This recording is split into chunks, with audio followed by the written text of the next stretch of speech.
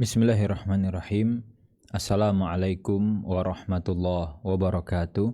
Alhamdulillah wassalatu wassalamu ala rasulillah. Wala hawla wala quwata illa billah. Allahumma alimna ma yanfa'una wanfa'na bima 'allamtana wa zidna ilma.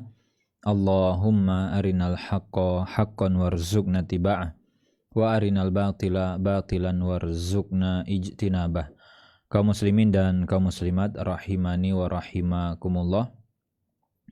Kita bersyukur kepada Allah karena di kesempatan ini kita bisa kembali melanjutkan pembahasan kita bersama kitab Asyarhul Mumti' ala Zadil Mustaqni karya Syekh Ibnu Utsaimin rahimahullah, dan kita lanjutkan di pembahasan terkait dengan wakaf. Hanya saja yang menjadi objek wakaf di sini itu selain masjid. Karena memang umumnya di masyarakat kalau kita membahas objek wakaf ataupun wasilah yang kita pakai untuk mendapatkan pasif pahala setelah kita meninggal, itu umumnya menggunakan masjid sebagai wasilahnya. Tapi di sini kita lihat wa yustaratu fi ghairil masjidi wa nahwihi an yakuna ala muayyanin yamliku. Jadi ada syarat yang ditetapkan jika objek wakaf itu tidak berupa masjid, fi ghairi al masjid. Hadha huwa syartu salis fa yustaratu an yakuna ala muayyanin yamliku. Maka kepada siapa penerima manfaat wakaf ini yang akan kita tuju, gitu kan? Maka di sini dikatakan yustaratu an yakuna ala muayyan. Dipersyaratkan itu ditujukan kepada pihak tertentu yang sudah ditakyin dan dia bisa sebagai penerima manfaat wakaf. Beda kalau masjid. Kalau masjid itu ditanya milik siapa? Kan milik umum, milik kaum muslimin. Artinya yang bisa memanfaatkan itu tidak hanya person tertentu, tapi yang disebut sebagai kaum muslimin bisa di situ kan. Fi ghairil masjid, misal ini sekarang kalau ditanya apa contoh bangunan atau apa contoh objek wakaf yang secara status dia bukan masjid. Di sini disebut mislu al-maktabah, perpustakaan. Jadi boleh nggak kita wakafnya perpustakaan? Bisa. Awil kutub, atau yang kita wakafkan adalah buku-buku. Wa ma asbah dzalik, dan yang sejenis dengan itu. Ini bisa menjadi objek wakaf. Kemudian wa nahwihi yuridu bihi al-jihad al-ammah kal fuqara. Nah, apa yang dimaksud dengan wa nahwi dan yang lainnya? Di sini dikatakan penerima manfaatnya adalah al-ammah, yaitu publik, masyarakat luas. Seperti dia wakaf tapi ditujukan kepada fuqara, kepada fakir miskin. Ini kan kalau ditanya yang fakir miskin yang mana? Ya banyak. Yang memenuhi kriteria untuk disebut sebagai fakir, bisa dia memanfaatkan objek wakaf itu. Atau misalkan kriteria yang disebut sebagai penerima manfaat wakaf di sini wa talabati al-ilmi, para penuntut ilmu, mereka yang statusnya belajar agama, wal mujahidina wa ma asbaha dzalik, dan para pejuang di jalan Allah, itu dikatakan bisa. Tapi ini sifatnya kan umum, tidak person ke person. Fa idza kana ala jihah fa innahu la yushtaratu fi al-mauqufi alaihi an yakuna muayyanan. Maka kalau ditujukan kepada tadi pihak-pihak umum ataupun pihak yang luas, ini tidak harus ditakyin, tidak harus dispesifikkan fakir miskin di kota Jogja misalkan. Enggak harus kan. Yang penting ini benda boleh, ini saya wakafin untuk fakir miskin. Ya sudah, bisa. Sehingga di sini dikatakan fa yustaratu fi ghairil jiha an yakuna ala muayyanin yamliku. Kalau kita tidak menyebutkan ke siapa, ya sudah, nanti harus ditakyin pihaknya mana gitu ya.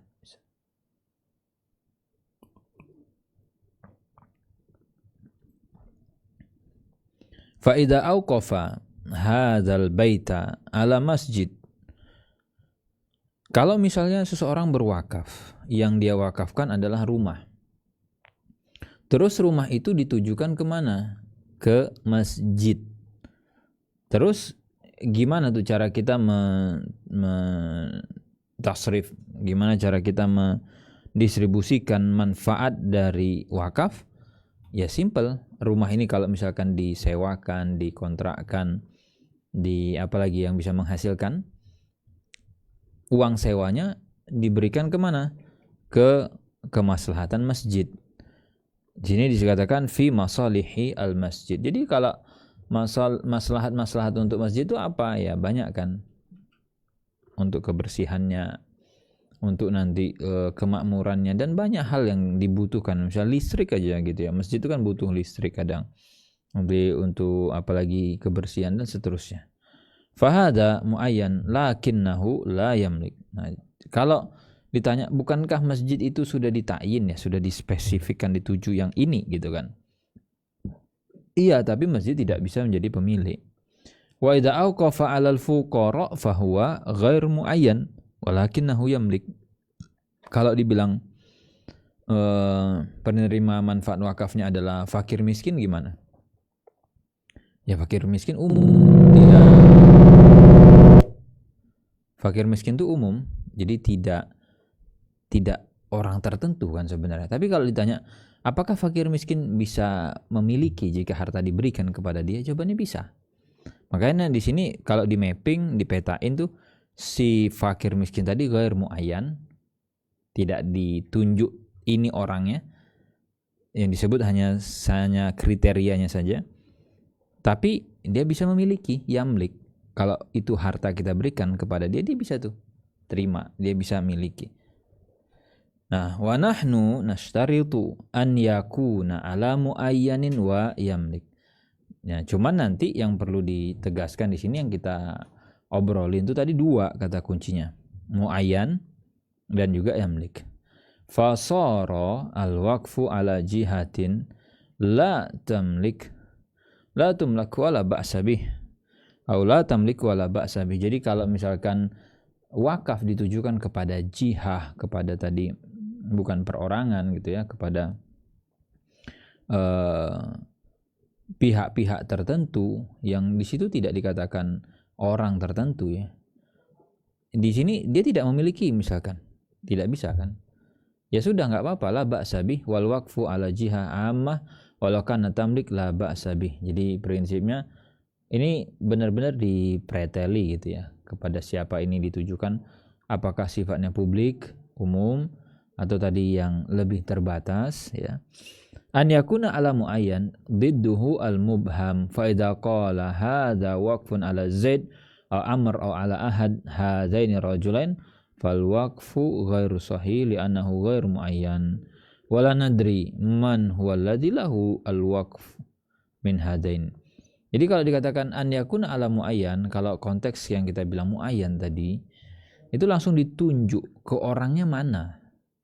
Misalnya contoh ya, hadza waqfun, ini wakaf ditujukan ke siapa penerimanya? Ala Zaid au Amr, ya kan? Ya harus tunjuk ke Zaid kah atau ke Amr. Tapi kalau misalkan kita bilang wakaf ini ya untuk salah satu dari Zaid dan Amr, bisa nggak? Fal waqfu ghairu sahih, dikatakan tidak sah. Kenapa kok sampai di level tidak sah? Li'annahu ghairu muayyan. Alasannya simpel, karena tidak ditakyin, tidak ditunjuk mana, apakah ke Zaid atau ke Amr.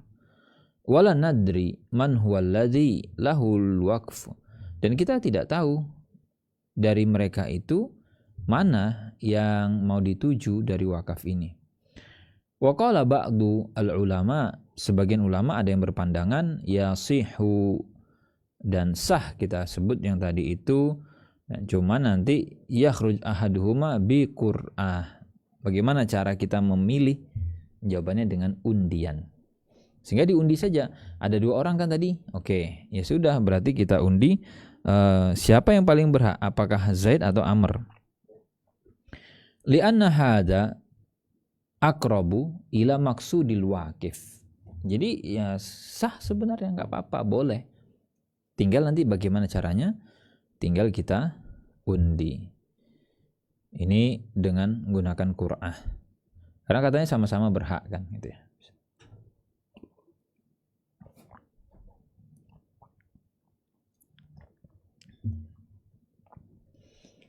Iz innal waqifa yuridu. Karena kenapa dibilang ini sesuai loh dengan maksud hati, dengan tujuan si wakif.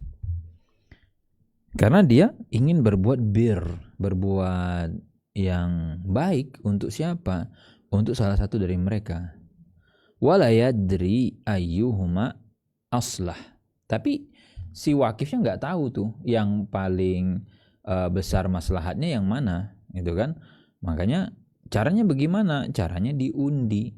Caranya bagaimana? Caranya dilihat yang paling berhak lewat undian tadi. Wa hadzal qaul aqrabu lis-shawab ittiba'an li maqsudil waqif. Nah, Syekh Utsaimin cenderungnya kemana? Syekh Utsaimin itu cenderungnya ke pendapat ini justru. Kalau tadi kan dikatakan tidak sah ya. Nah, tapi di sini beliau justru mengatakan ini yang lebih sesuai dengan kebenaran. Kenapa?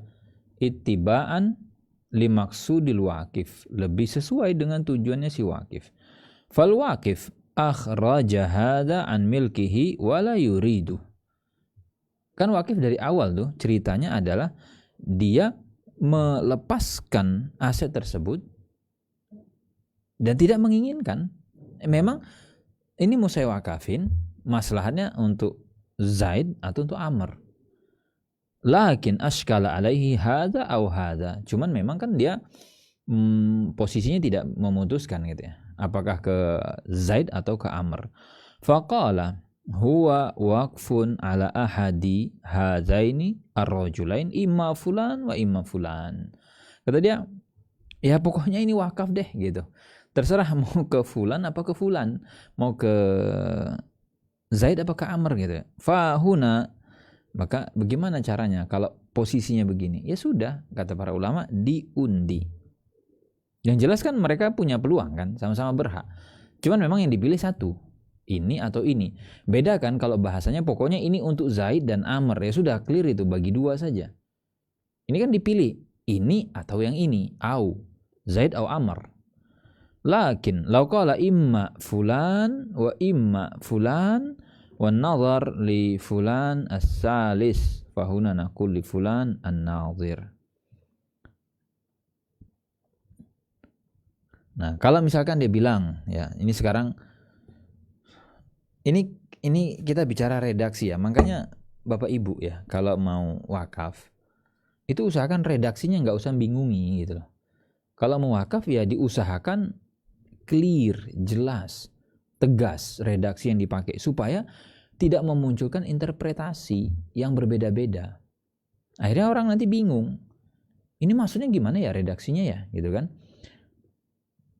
Maka ini sebenarnya akan selesai perkara kita yang kita obrolin sekarang kalau kita ketemu sama wakifnya, tanya sama dia. Pak, ini Bapak maksudnya gimana? Bapak mau wakafkan ke siapa? Itu enak kalau ada orang yang masih hidup dia. Nah, sekarang contoh misalkan ada orang mau wakaf, tapi dia bilang begini, imma fulan wa imma fulan, kemudian nazar li fulan as-salis. Jadi entah untuk fulan ini atau fulan yang ini, tapi nanti yang jadi nazir tuh yang ketiga gitu loh. Jadi ada tiga pihak, ada tiga orang. Di situ dikatakan orang pertama kah, orang kedua kah, atau orang ketiga. Tapi orang ketiga ini dia nazirnya. Maka kata Syekh Utsaimin di sini fahuna naqul li fulan an-nazir. Udah, pokoknya kamu nazirnya, udah, kamu dah. A'tihi man tara annahu aslah. Jadi kalau seperti itu, jadi kalau yang tadi coba perhatikan, apa bedanya dengan yang sebelumnya? Kalau sebelumnya itu tidak menunjuk nazir. Enggak ada, dia tidak mentakyin, tidak menunjuk nazir. Nazir itu kan pengelola. Kalau dalam konteksnya investasi, nazir itu sebagai manajer investasi. Cuman kan ini konteksnya investasi akhirat ya. Kita berwakaf itu, kita butuh orang yang mengelola aset wakaf. Ini nazirnya. Karena nanti dari aset wakaf yang dikelola menghasilkan pahala kan nyampe ke kita. Maka kita butuh orang yang kita percaya, dia punya sikap amanah dan dia kompeten untuk ngelola itu.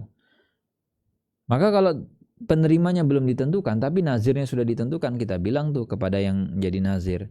Nazir, tugas Anda adalah memberikan atau memilih a'tihi man taro'annahu aslah.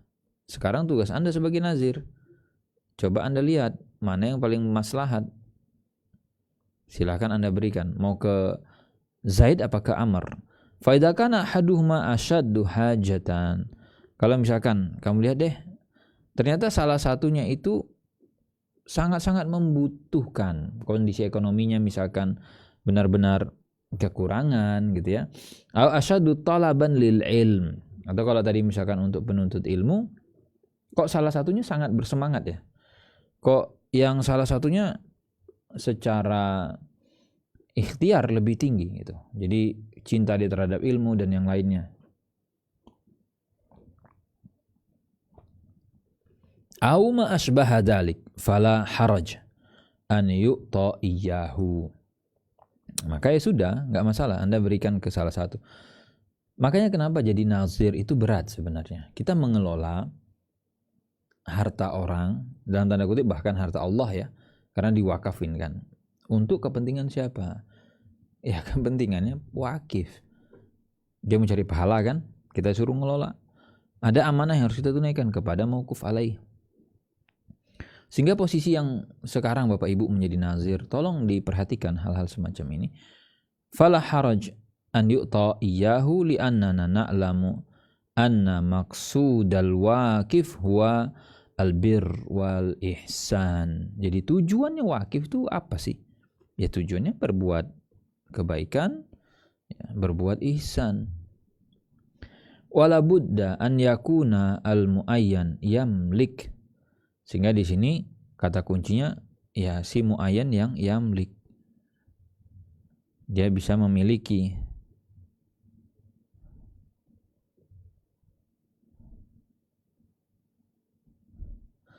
Fa in kana ala muayyanin la yamlik lam yasih. Makanya harus ditujukan ke Zaid atau ke Amr. Zaid dan Amr bisa memiliki misalnya. Kemudian di sini dikatakan la malakin. Fala waqafa ala malak muayyan ka Jibril masalan. Bisa enggak ada orang nih pengen wakaf sekarang? Kok aneh sih gitu kan? Enggak aneh. Di masyarakat itu karena pemikirannya itu beda-beda. Di masyarakat kita kadang itu mereka melakukan hal-hal yang mungkin menurut Bapak Ibu itu tidak masuk akal, tapi bagi mereka itu masuk akal. Contoh, ada orang mau wakaf. Untuk siapa Bapak wakaf? Ke malaikat kata dia. Maksudnya gimana? Saya tujukan buat malaikat kata dia. Fala waqafa ala malakin muayyanin ka Jibril masalan qala hadza waqfun ala Jibril alaihissalam. Dia bilang, ini saya wakaf nih. Untuk siapa? Untuk Jibril alaihissalam. Kan kita muncul pertanyaan, Pak atau Ibu, wakaf untuk Jibril. Kenapa? Dia bilang, li'annahu aminullah ala wahyi. Ya karena saya sangat-sangat takjub dengan Jibril. Jibril itu benar-benar penerima amanah dan kepercayaan dari Allah. Urusan wahyu didelegasikan. Jibril laksanakan. Fahadalah yasih. Tetap Pak mohon maaf ini, atau Ibu mohon maaf, ini enggak sah Bu. Kenapa? Li'annahu la yamlik. Jibril tidak bisa memiliki itu. Wa idza kana, kan ini tadi kan konsepnya wakaf itu apa sih? Ada zat ya, ada benda. Kita wakafin, di lock dia kan. Manfaat yang dihasilkan, uang sewanya, buah-buahannya, hasil penjualannya, kan gitu. Itu didistribusikan ke penerima manfaat. Jibril mau dijadikan penerima manfaat. Gimana caranya memberikan uang itu ke Jibril? Wa idza kana la yamlik fala yasih. Jadi kaidahnya tadi, kalau objek yang dituju tidak menjadi pemilik, tidak bisa memiliki, ya enggak sah. Atau contoh lain gitu ya, kebayang kan ya, kenapa dia butuh. Makanya nanti ini hubungannya juga dengan muamalah. Muamalah itu tindakan tasarruf, perlakuan terhadap harta, itu bisa dilakukan kalau statusnya sebagai pemilik. Kalau bukan pemilik ya nggak bisa. Contoh yang lain, misalkan hewan, dia mau wakaf ditujukan kemana? Hewan. Gimana tuh? Ada orang wakaf tapi ke hewan. Mislu an yakula haza waqfun ala faras. Gimana? Wakaf untuk kuda. Jadi ada orang gitu kan ya, dia mungkin seneng sama kuda, mungkin dia ya pokoknya cintalah sama kuda, hobinya begitu. Maka boleh nggak wakaf untuk kuda? Nggak boleh. La yajuz. Dana al-farasa la yamlik. Ya, kuda tidak bisa memiliki. Amma law qala ala khuyul al-jihad. Sekarang bukan kuda ya, tapi kuda-kuda untuk jihad. Coba apa bedanya? Kuda biasa dengan kuda yang dipakai untuk berjihad.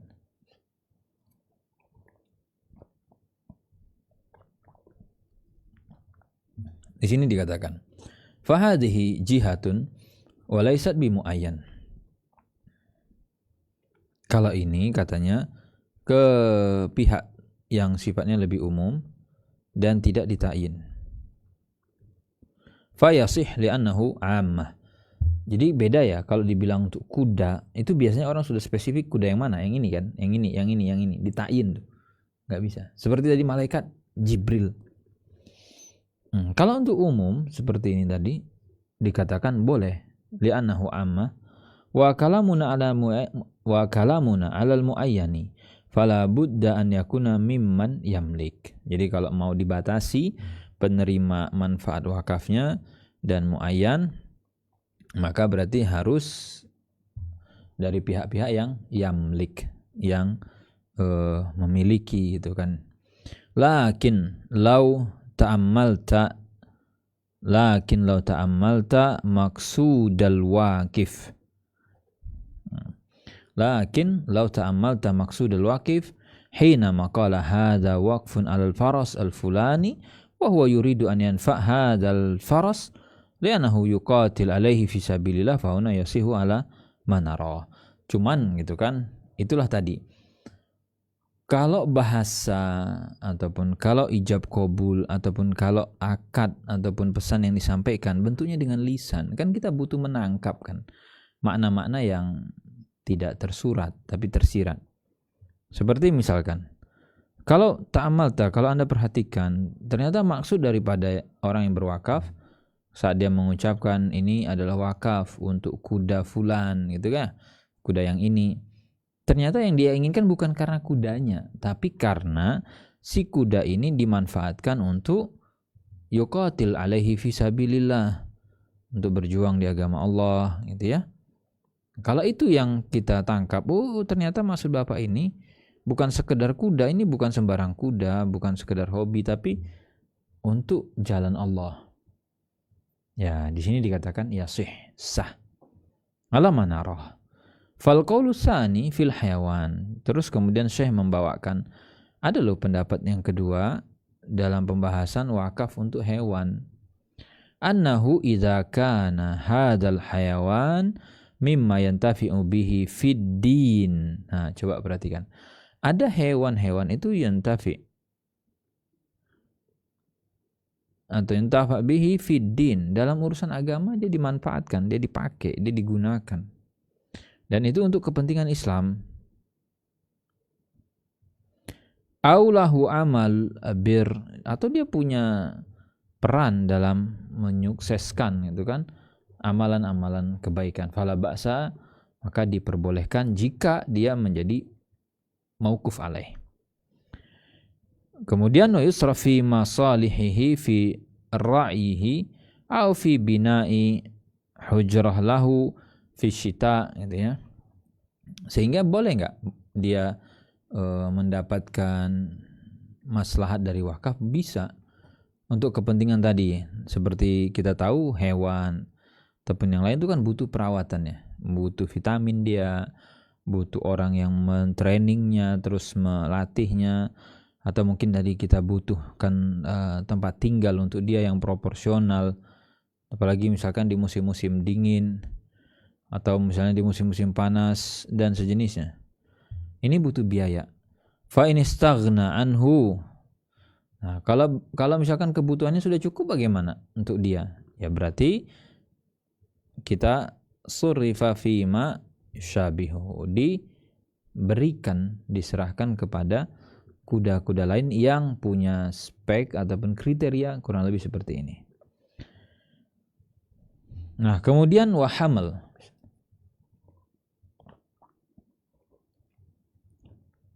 Bagaimana kalau ditujukan untuk janin? Wa kadzalika la yasihu al-waqfu, katanya tidak sah wakaf kalau ditujukan kepada janin. Fil batan. Misal an yakula hadza waqfun ala ma fi batni hadhil mar'ah. Contoh misalkan ya, saya muakaf nih rumah. Untuk siapa Pak rumahnya? Ini manfaatnya untuk janin yang di perut ibu ini. Pertanyaannya, sah nggak? Di sini dikatakan la yasih. Fahuna la yasih. Apa alasannya?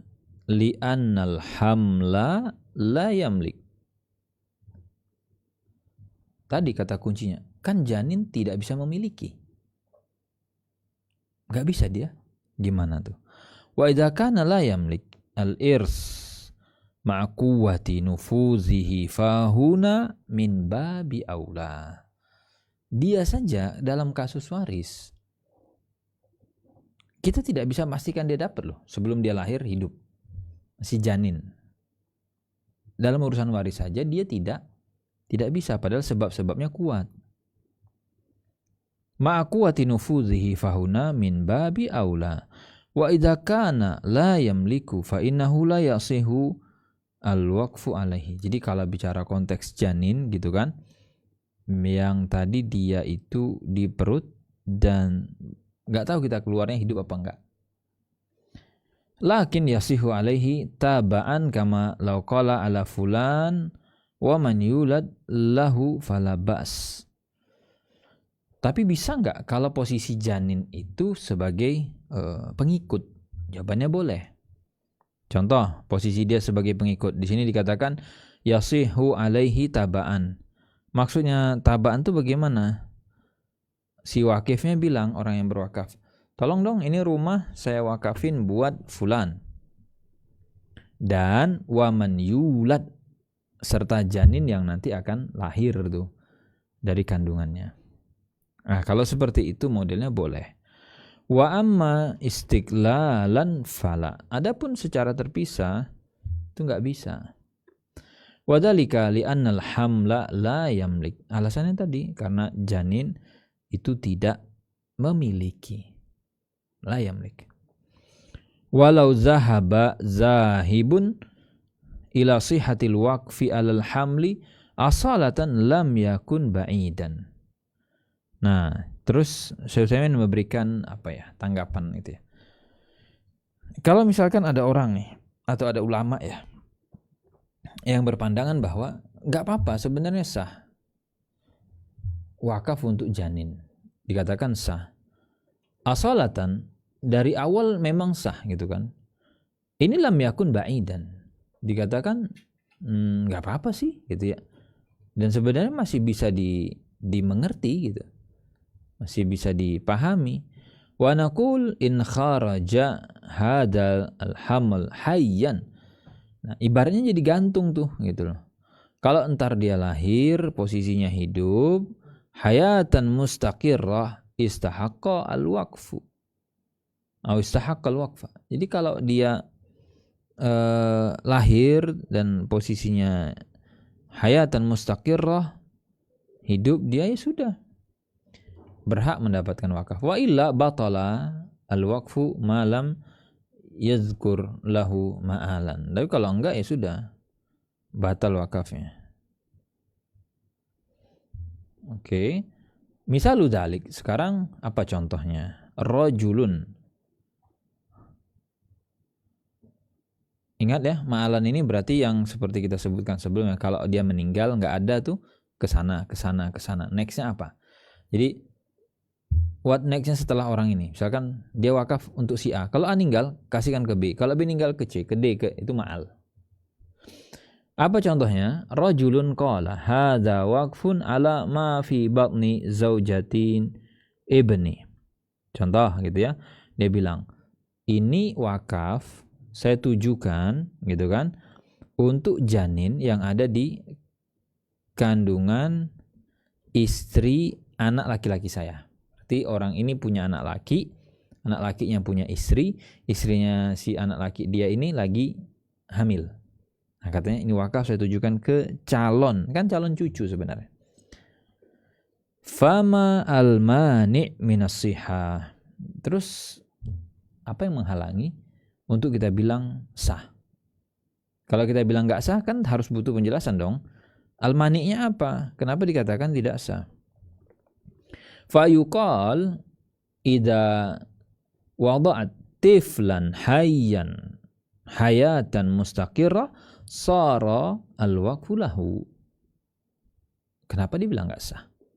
Kalau lahir anaknya hidup dan mustaqir, ya berarti bisa terlaksana dong. Kenapa dikatakan tidak sah? Wa illa bi an wada'at mayyitan batala al-waqf. Dia bilang aja sah, cuman kan sahnya ini masih gantung kan. Kalau lahir hidup, ya sudah berhak dia dapat. Kalau lahirnya wafat atau dia tidak lahir dalam keadaan hidup, enggak dapat. Kemudian illa an yazkur lahu ma'al, misal an yakul hadza waqfun ala ma fi batni zaujati ibni summa al-masakin. Nah, ini yang tadi dibilang ma'alatnya ataupun ma'alan. Nextnya ke siapa? Kalau misalkan orang yang dituju tadi tidak ada. Fa innahu yantaqilu ilal masakin idza kharaja alhamlu mayyitan fala qala ahadu bihada lakana qaulan wajihan. Sehingga kalau misalkan itu dipilih atau diikuti, sebenarnya ini lebih cukup kuat kata Syekh. Kemudian wa qabrin. Nah, sekarang siapa penerima manfaat wakaf? Kuburan. Itu yang dituju. Wa qabrin fala waqafa alal qabri fal waqfu ghairu sahih. Kalau ada yang wakaf ke kuburan gitu kan. Jadi penerima manfaatnya siapa? Kuburan. Maka di sini dikatakan al-waqfu ghairu sahih, tidak sah. Lianna al-qabra la yamlik. Kuburan tidak memiliki, tidak bisa memiliki. Wa li'annahu wasilatun ila al-muharram. Ditambah lagi ini jadi wasilah, jadi sarana terhadap praktek yang diharamkan.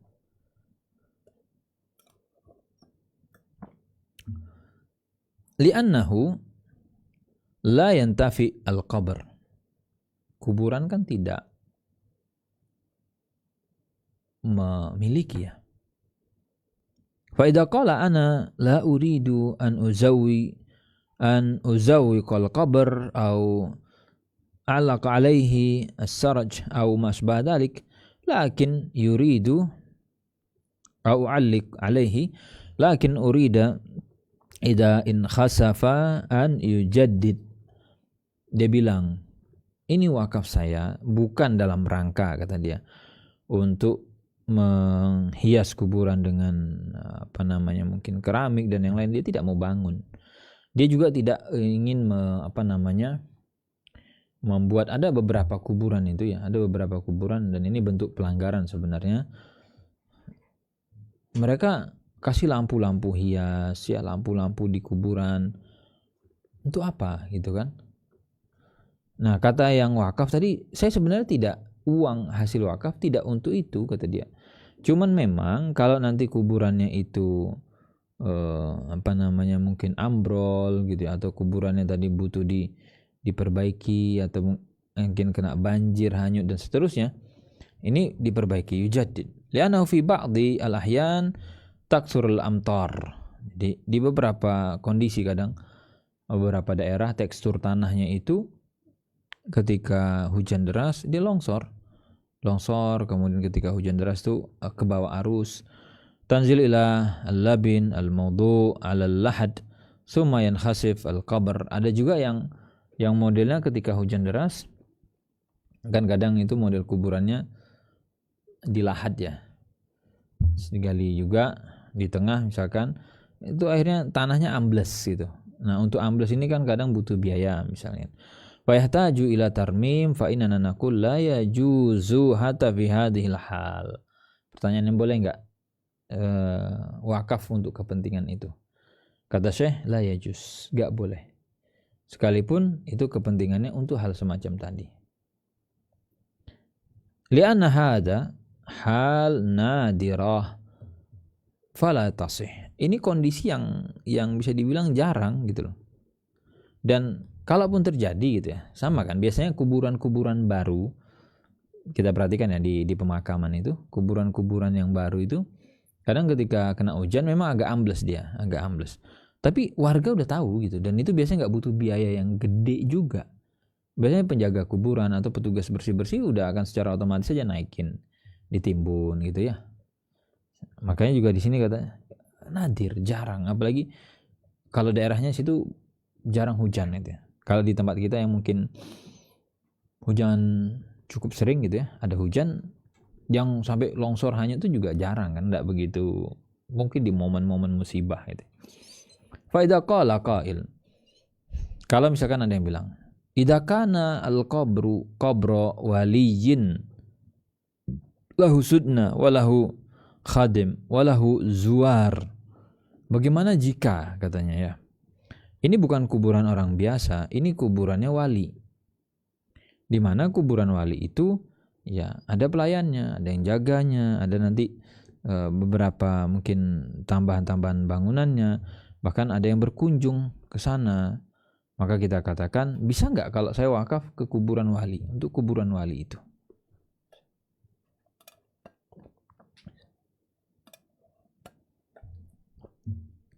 Maka dijawab, fa inna naqul hadza la yasih min babi aula. Tetap tidak bisa. Bahkan lebih enggak boleh katanya. Kenapa kok bisa menjadi tidak boleh? Li'annahu wasilatun ila syirk. Karena ini akan menjadi sarana atau wasilah pada hal-hal yang berbau kesyirikan. Wa qad yakunu syirkan akbar liman yazurunahu. Bahkan bisa naik ke level syirik besar bagi mereka yang mengunjunginya. Ini kita bahas dari sisi kajian wakafnya gitu ya. La qabul, yakni la yushtaratu fi al-waqfi ala muayyanin an yakbalahu zalika al-muayyan. Pertanyaannya, kalau misalkan ini saya wakaf nih ke Zaid, ini saya wakaf nih ke Amr, perlu nggak ada qabul? Kan namanya akad tuh ada ijab, ada qabul kan. Saya jual, oke, saya beli gitu kan. Nah, dalam konteks wakaf perlu nggak ijab qabul? Jadi kalau wakifnya bilang ini wakaf untuk Zaid ya, yang ini wakaf untuk Amr ya, perlu nggak si Zaid dan Amr mengatakan saya terima manfaat dari wakaf ini? Di sini dikatakan la yushtarat, tidak perlu ada qabul. An yakbalah zalika al-muayyan wala fil waqfi ala jiha an yakbalahul wali ala tilkal jihah. Dan termasuk tadi kalau ditujukan ke jihah ya, kepada pihak-pihak yang umum atau pihak, dia bukan perorangan, lebih ke badan, entitas gitu ya, perlu nggak ada qabul? Nggak ada juga nggak apa-apa sih gitu ya. Kalau masjid misalkan yang mewakili masjid siapa? Takmir ya, pengurus ya, BKM, DKM gitu. Perlu ada qabul? Enggak juga, nggak apa-apa. Au jami afradi hadhil jihah fala yumkin an nuhita bi jami'il fuqara wa nas'aluhum hal yakbaluna aw la. Apalagi nih, itu kalau konteksnya masjid ya. Kalau konteksnya bisa nggak perorangannya harus qabul gitu ya? Nggak bisa. Kalau Kalau kriterianya misalnya dia sebut speknya, dia sebut sifat. Ini wakaf saya, kebun nih, dia wakaf kebun, maslahatnya atau manfaatnya dikasihkan ke fukoro, ke fakir miskin. Bagaimana cara kita mengkonfirmasi kabul dari para fukoro? Fukoro banyak. Gimana caranya? Fa idza qala hadzal bait waqfun ala fulan wa qala fulan ana la uriduhu. Nah, sekarang bagaimana jika si A itu mau wakaf dan dia mau kasihkan itu kepada si B. B mauquf alaih. Kata si A, hadzal bait, rumah ini wakaf untuk fulan. Kata fulannya, saya enggak mau, kata dia. Enggak mau saya, katanya. Al-waqful an nafadha israf ila man ba'dahu in zakara lahu ma'alan. Pertanyaannya sah enggak wakafnya? Kan itu dulu. Jawabannya sah. Wakafnya nafadha. Sah wakafnya. Oke, sekarang muncul PR ataupun pertanyaan. Ke siapa itu diberikan? Kalau sah. Yang pertama katanya, ilaman ba'dahu. Ke pihak setelahnya. Jika memang dalam akad itu disebut setelahnya. Jadi seperti tadi, ini untuk fulan. Kalau fulan nggak ada, atau fulan meninggal, atau fulan menolak, kasihkan ke fakir miskin. Nah, itu selesai itu. Oke, kalau nggak ada statement yang tadi, wa illa surifa sarfal waqfil munqati'. Maka kita berikan kepada penerima maslahat dari wakaf-wakaf yang munqati', terputus. Siapa mau kefalihnya hilang, nggak tahu. Saya insyaallah dan nanti akan ada pembahasan khusus bayanun liman yakunu al-waqfu idza in qata'a min man yastahiqunahu. Ke siapa tuh diberikan? Liman yakunul waqfu, kepada siapa yang berhak. La qabuluhu nasun ala nafi kaunil qabuli syarton. Jadi kalau ditanya apakah dipersyaratkan harus ada qabul, jawabannya tidak. Lianna minal ulama man qala innal waqfa ala muayyan yustarat qabulul muayyan lahu. Nah, di sini sebenarnya terjadi khilaf, ya, terjadi perbedaan pendapat. Karena ada ulama yang berpandangan begini, harus ada qabul. Jadi harus pihak yang dikasih tadi, dia harus bilang, saya terima atau saya berkenan untuk menjadi mauquf alaih. Ada qabulnya. Kalau dia tidak qabul, tidak sah. Itu ada yang berpendapat seperti itu.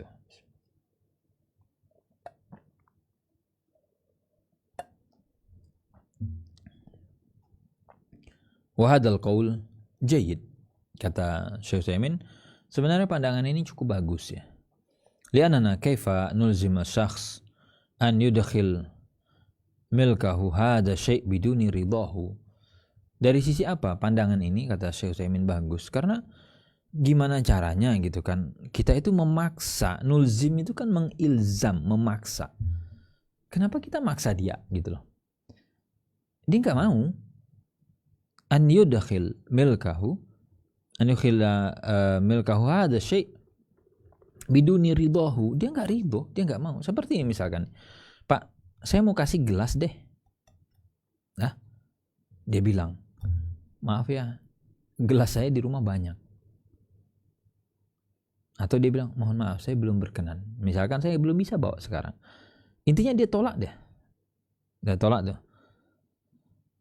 Bisa nggak dipaksa? Udah Pak, pokoknya terima aja deh Pak. Terima, pokoknya masukin. Saya nggak mau, kata dia. Gimana? Ya pokoknya harus mau gimana?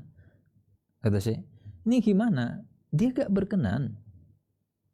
Kita paksa. Gimana? Nggak bisa kan? Dia nggak mau itu.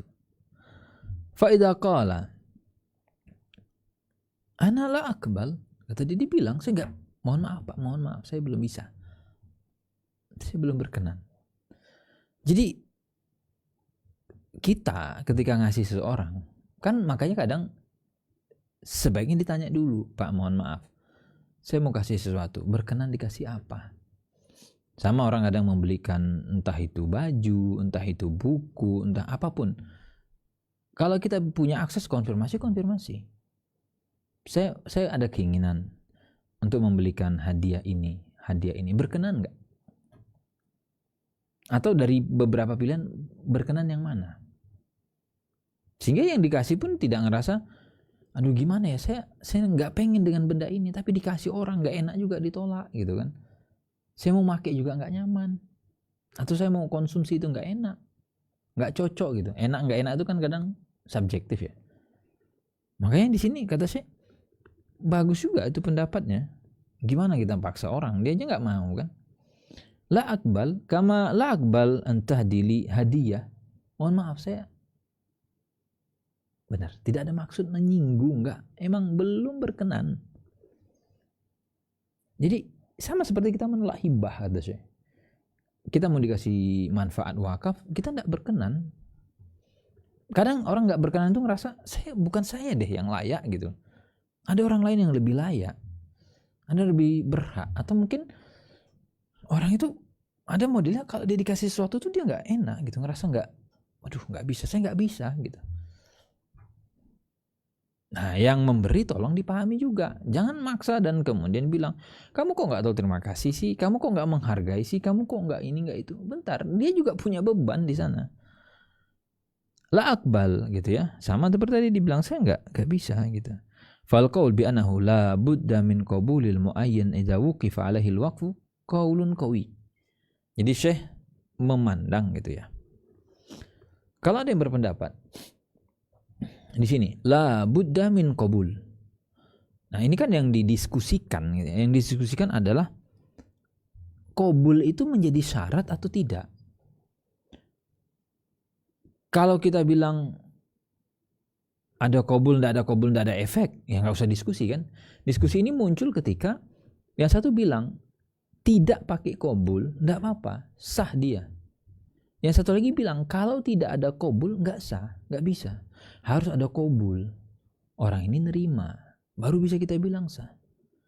Ini kan akhirnya muncul bertentangan gitu. Maka saya akhirnya bilang pendapat yang bilang mensyaratkan harus ada qabul, itu pendapat yang cukup kuat juga. Bahkan di sini dengan tegas Syekh Utsaimin itu menyampaikan aqwa minal qaul bi adam istirati. Jadi kan kelihatan arah kecondongannya sekarang. Saya mengatakan ini bahkan lebih kuat dari pendapat yang mengatakan tidak dipersyaratkan adanya qabul. Makanya jangan heran ya Bapak Ibu, kalau misalkan nih kita ngasih hadiah ke seseorang, ngasih sesuatu, orang itu tidak berkenan, sehingga akhirnya hadiahnya kadang diterima dengan terpaksa atau diberikan kepada orang lain. Kita nggak usah marah. Dan jangan ngerasa bahwa kamu sudah saya kasih loh, kok kamu nggak mau terima sih gitu kan. Kadang kita yang tersinggung. Ya memang kita juga harus paham, bisa jadi dia tidak butuh, bisa jadi ada banyak hal kadang orang. Jadi jangan kemudian hanya disimpulkan bahwa berarti dia ingin menyakiti saya. Enggak kan? Enggak selalu itu alasannya. Orang misalkan belum berkenan menerima hadiah dari kita, belum berkenan, itu tidak serta-merta ingin menyakiti kita, enggak. Cuman ada hal-hal yang mungkin bisa jadi dia tidak mungkin untuk diungkapkan, dia mungkin untuk disampaikan. Makanya kenapa di sini kalau kita perhatikan